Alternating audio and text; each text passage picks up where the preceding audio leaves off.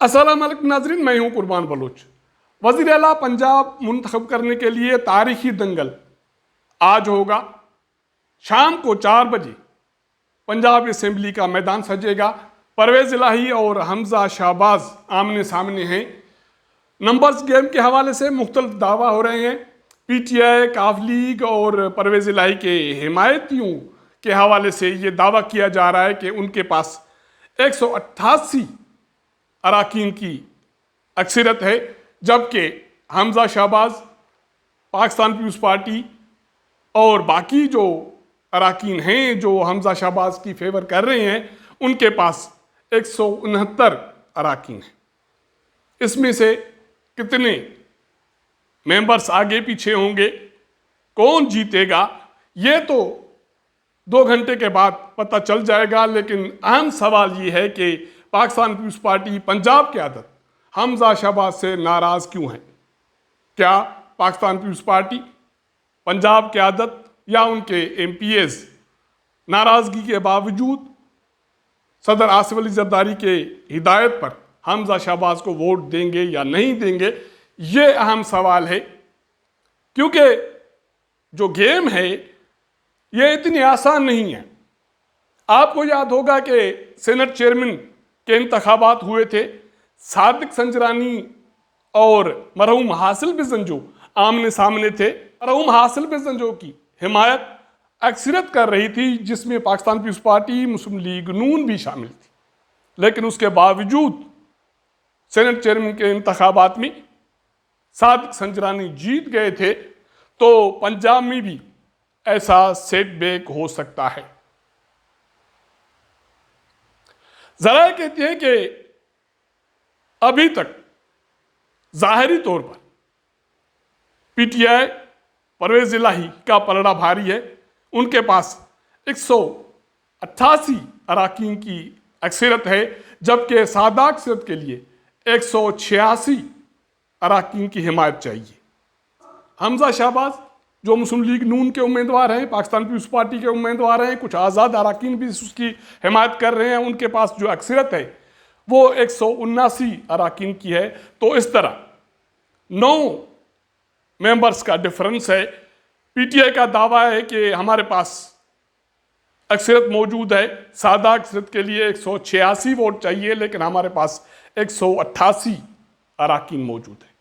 मेंबरान को, पंजाब असेंबली के मेंबरान को, मुंतखब मेंबरान हैं, उनको मखसूस होटलों में ठहराया गया और उनके बाद उनको बसों में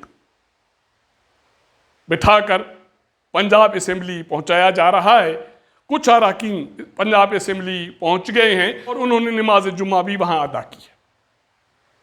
तो पाकिस्तान की सियासत में ये नई तारीख रकम हो रही है।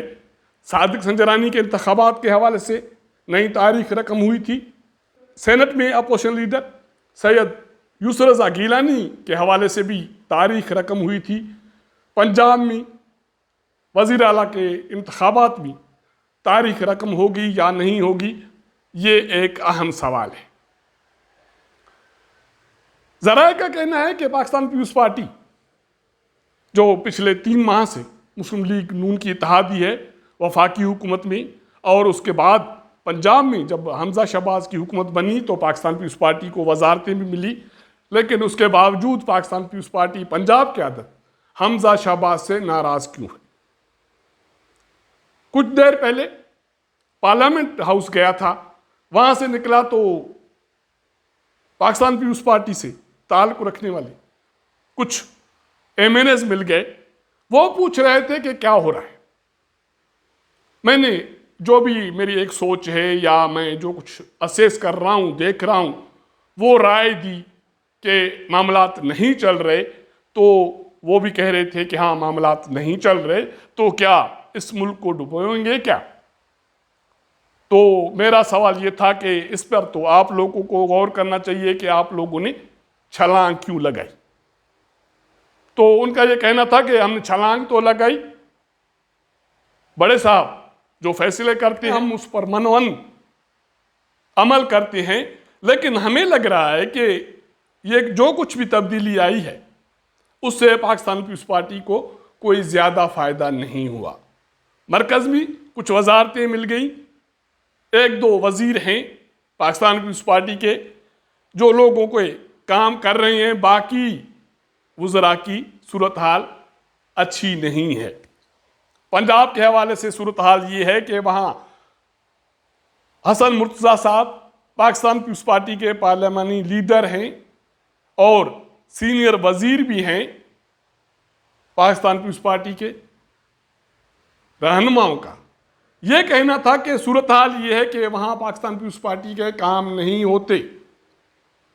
हालत ये है कि एक मामूली सा काम था, किसी टीचर के हवाले से या किसी एजुकेशन डिपार्टमेंट में किसी तकर्री तबादले के हवाले से हसन मुर्तज़ा साहब 3 मरतबा वज़ीर आला हमजा शहबाज के पास गए, लेकिन उसके बावजूद वो काम नहीं हुआ।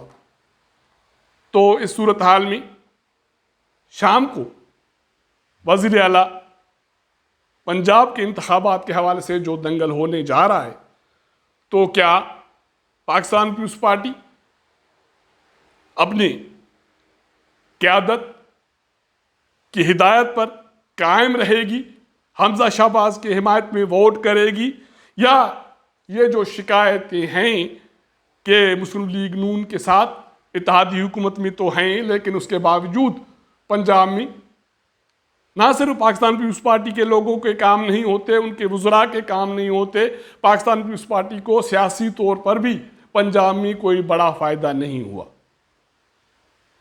यह सूरत हाल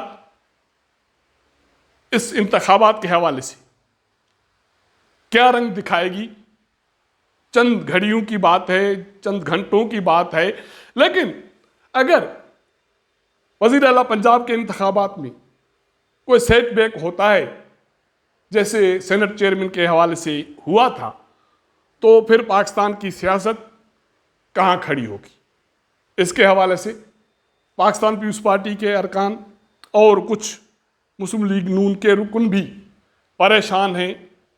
वो जब भी पार्लियामेंट हाउस में किसी भी मीडिया पर्सन को देखते हैं तो सवाल पूछते हैं कि क्या होगा।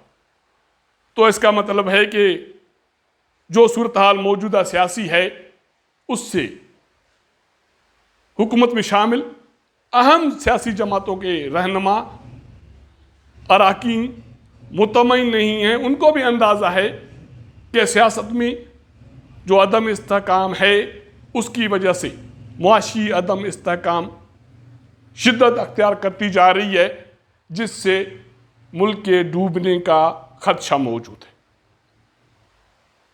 तो क्या वज़ीर आला पंजाब के इंतखाबात के हवाले से अगर कोई सेटबैक हुआ तो उसके मुल्क की सियासी सूरत हाल पर क्या असरात पड़ेंगे? इमरान खान का जो रद्द अमल होगा या काफ लीग का रद्द अमल होगा, वो बात ढकी छुपी नहीं है। ज़राए का कहना है कि पीटीआई ने, काफ लीग ने ये तय किया है कि अगर सेटबैक हुआ, परवेज़ इलाही को हराया गया, तो उसके बावजूद पंजाब असेंबली का मैदान खाली नहीं छोड़ा जाएगा। उनका ये कहना है कि जब तक ये सिस्टम चलेगा पंजाब असेंबली काम करती रहेगी।